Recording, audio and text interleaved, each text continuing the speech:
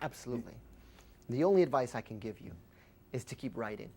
And, when I started writing in the Heights, I was a teenager, just barely, but still a teenager. And I think I started writing it because I knew I wanted a life in theater, but I knew I was never going to be able to play the parts in the shows that already exist. I don't dance well enough to play Bernardo in West Side Story. I don't dance well enough to play Paul in Chorus Line. I don't sing well enough to be the man of La Mancha. And if you're a Latino performer, that's kind of it. So I sort of realized young that no one was going to write my dream show.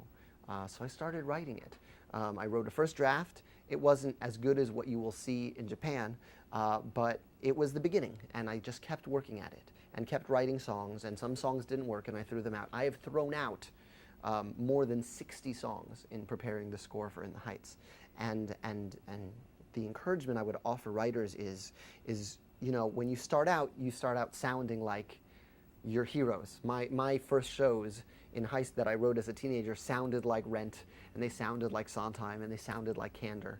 And in trying to mix these styles, I found my own voice. So as you keep writing, you will find what you're passionate about, and I would encourage you to keep going.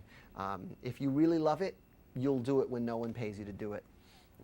You won't do it for the promise of riches, because no one is promised riches in theater. But if you do what you love and you keep at it, then it won't be wasted time.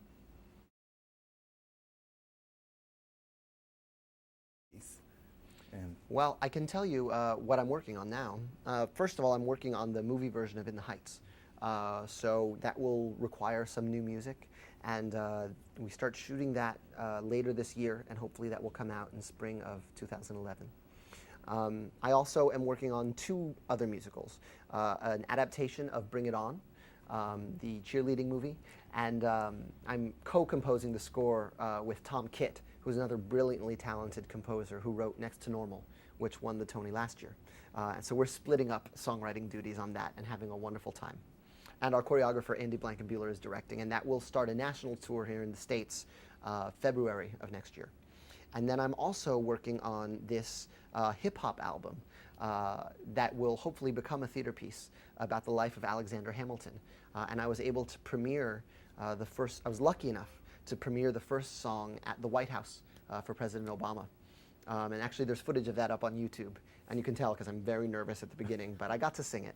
And it's basically the life, it's sort of like my version of a Jesus Christ Superstar, in that it's the life and death of this, or Evita, the life and death of the United States' first Treasury Secretary, Alexander Hamilton, who had a very storied and controversial life. He fought in the Revolutionary War, and he was killed in a duel in New Jersey at the age of 40. And I'm using rap music, all rap music, to tell his story, because all of his fights were wars of words with Thomas Jefferson, George Washington, John Adams. But instead of rap battles about, hey, I'm the best rapper, hey, West Coast is better than East Coast, these are rap battles about what this country is about, and how big should our government be, and all of these sort of really thorny subjects that we still grapple with today. So I work on that in my free time, of which there are 5 minutes, but hopefully I'll be done with that by next year.